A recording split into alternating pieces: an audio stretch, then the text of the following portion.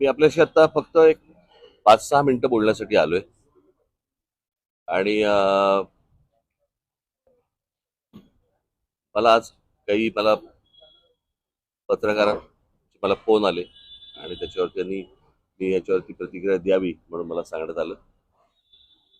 त्याच्यामुळे मी एक 5 मिनिटं आपल्याशी हा विषय बोलणार आहे आणि संपणार आहे.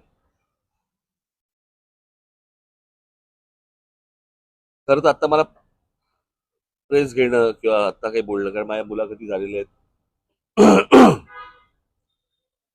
सभा झालेल्या आहेत, भाषणं झालेली आहेत, त्याच्यामधनं अनेक गोष्टी मी बोललेलो आहे.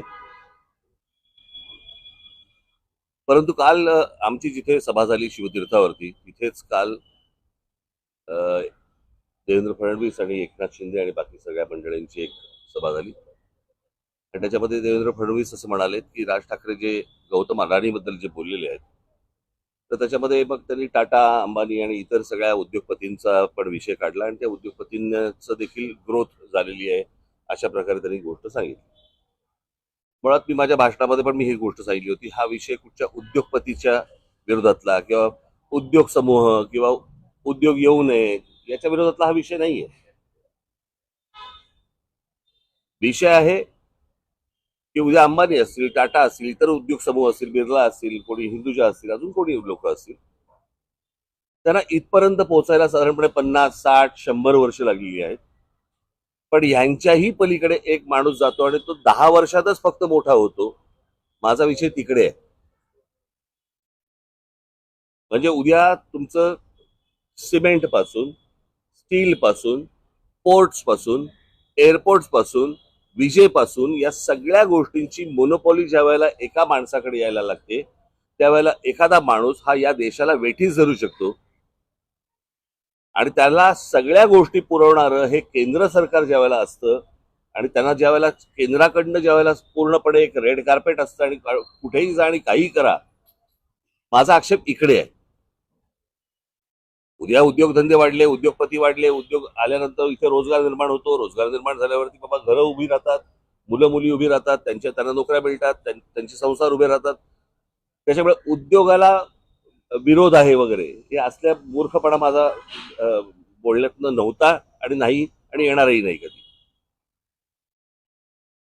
परंतु एक गोष्ट मला आपल्याला नमूद करू इच्छितो मी आपल्या समोर, की या सगळ्या याच्यामध्ये अंबानी घ्या, टाटा घ्या, अजून कोणी उद्योगपती घ्या, बिर्ला घ्या, कोणी यांनी यांची एम्पायर स्वतः उभी केलेली आहेत.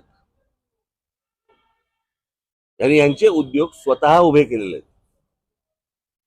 म्हणजे आज जर समजा तुम्ही विमानतळ ही एक जर समजा गोष्ट बघितली, तर 7 का 8 विमानतळ आज गौतम अडाणींना देण्यात आलेली आहेत केंद्र सरकारकडनं. आणि त्यातलं फक्त एक नवी मुंबईचं विमानतळ सोडलं तर एकही विमानतळ हे गौतम अडाणीने बांधलेलं नाही. ही दुसऱ्यांनी बांधलेली, दुसरे चालवत असलेली किंवा केंद्र सरकारच्या हातात असलेली ही सगळी विमानतळं आहेत. त्याच्यामुळे एक विमानतळ सोडलं तर दुसरं कोणतंही विमानतळ हे गौतम अडाणीने उभं केलेलं नाही.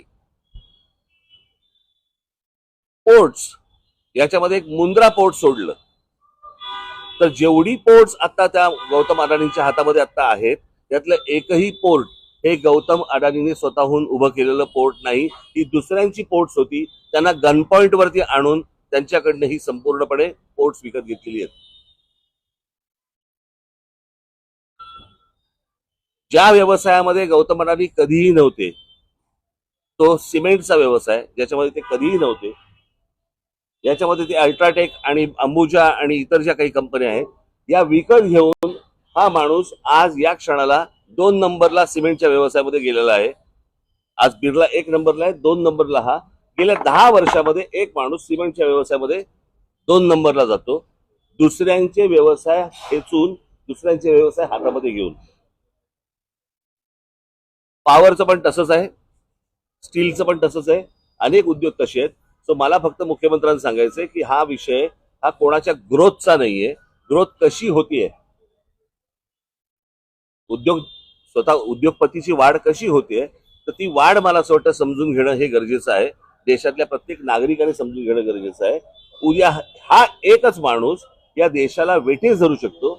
याचं उत्तम उदाहरण जर समजा आता आपल्याला बघायचं असेल तर जे या देशामध्ये आता इंडिगोने केलं, संपूर्ण सगळा देश अख्खा स्टँड स्टिलवरती आणला आणि सगळी विमानतळ ज्या वेळेला आज बंद झाली, 65% आज हवाई वाहतूक ही एकट्या इंडिगोकडे देण्यात आली आणि त्याच्यातनं एका एअरलाईनने व्यवसाय बंद केल्यानंतर किंवा ठप्प केल्यानंतर देशाचे काय हाल होतात हे आपण पाहिले. मला असं वाटतं हा धोका सर्वाधिक आहे आणि तो धोका मला असं वाटतं मुख्यमंत्र्यांनी समजून घेणं गरजेचं आहे किंवा त्यांना समजणं गरजेचं आहे किंवा अर्थात समजला असेल पण ते आता सांगतील तरी कोणाला. तर ही गोष्ट प्रामुख्याने मला असं वाटतं की लोकांसमोर जाणं गरजेचं होतं. आणि हे उद्योग उभे करत असताना गौतम अदानींना अर्थसहाय्य कुठून झालं, कोणकोणत्या बँकांना आणि कोणकोणत्या इतर इन्स्टिट्यूशन्सना यांना अर्थसहाय्य करायला लावलं.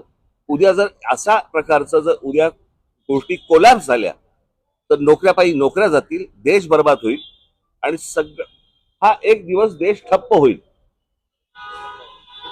माझा सांगण्याचा उद्देश हाच होता. आणि एक ते टूल वापरून ज्यावेळेला महाराष्ट्रामधली शहरं ज्यावेळेला काबीज करायला जेव्हा तुम्ही जाता, तो धोका मला असं वाटतं महाराष्ट्रासाठी खूप मोठा आहे. त्यावरतीचं माझं भाष्य होतं, हे मला तुम्हाला फक्त सांगायचं. ठीक आहे, धन्यवाद.